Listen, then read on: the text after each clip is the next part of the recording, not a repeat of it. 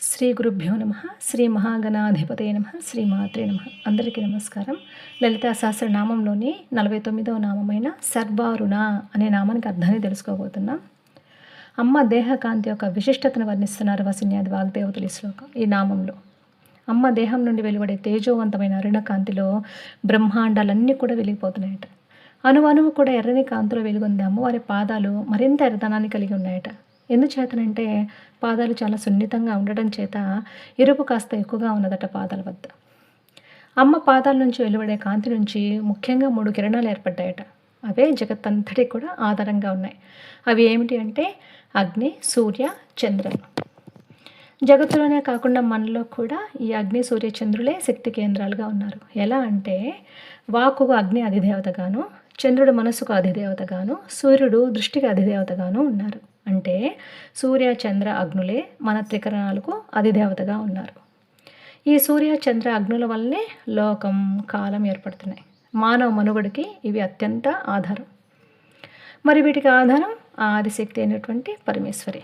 ఆది అంటే ప్రథమమైనది అని. సృష్టికి ప్రథమమైనది, ప్రధానమైన శక్తి అమ్మ. సృష్టి చేయటానికి ముందే ఆవిర్భవించిన శక్తి అమ్మ అయితే లేదు శివుడు అని మరికొందరు అంటారు. అమ్మకి అయ్యేకి అభేదం కదా, మనం ఎందుకు భేదంగా చూడాలి? శివుడు జ్యోతి అయితే అమ్మ ఆ జ్యోతి యొక్క కాంతి. జ్యోతికి కాంతికి భేదం లేదు కదా. జ్యోతి ఉందంటే కాంతి ఉంటుంది, కాంతి ఉంది అంటే జ్యోతి ఖచ్చితంగా ఉన్నట్లే కదా. అందుకే రక్త శుక్ల ప్రభామిశ్ర అని అన్నారు. శ్వేతవర్ణంలో వెలిగిపోతుంటాడు కదా పరమేశ్వరుడు. అమ్మదే అరుణవర్ణం. వీరిద్దరి సంయోగం వలన ఏర్పడేదే పాటల వర్ణం. అందుకే లలిత సహస్రనామంలో అమ్మని పాటలీ కుసుమ ప్రియ అని అన్నారు. పాటల వర్ణం అంటే లేత గులాబీ వర్ణం. వీళ్ళిద్దరి కలయికే ఈ సృష్టి. ఈ సృష్టికి ఆధారంగా ఉన్నది అమ్మ నుండి వెలువడే కాంతులు. శివశక్తుల్ని ఎప్పుడూ కూడా అభేదంగానే చూడాలి. ఆ భావనతోనే మనం ధ్యానం చేయాలి. అలా ధ్యానం ఎక్కువగా చేస్తున్న ఎడల జ్యోతి కదలకుండా ఉంటుంది.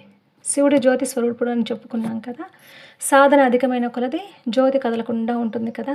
అంటే చలనం లేకుండా అచలంగా ఉంటుంది. అమ్మ అరుణవర్ణం. ఈ అచలంగా ఉన్న శివుణ్ణి, అమ్మని, అరుణవర్ణాన్ని కలిపేస్తే అరుణాచలం. వీరిద్దరి సమిష్టి రూపమే ఈ అరుణాచలం. ఈ అరుణాచలమే శ్రీచక్రం. మానవ దేహమే శ్రీచక్రం. ఇప్పుడు చెప్పండి, మనలో ఉన్నది కూడా అమ్మ నాన్నల సమిష్టి రూపమే కదా. జగత్తంతటిని పాలిస్తున్న అమ్మ నాన్నకి నమస్కారం చేస్తూ మరో నామంతో మళ్ళీ కలుద్దాం. సర్వం శ్రీ మాతృ చరణారవిందార్పణమస్తు. స్వస్తి.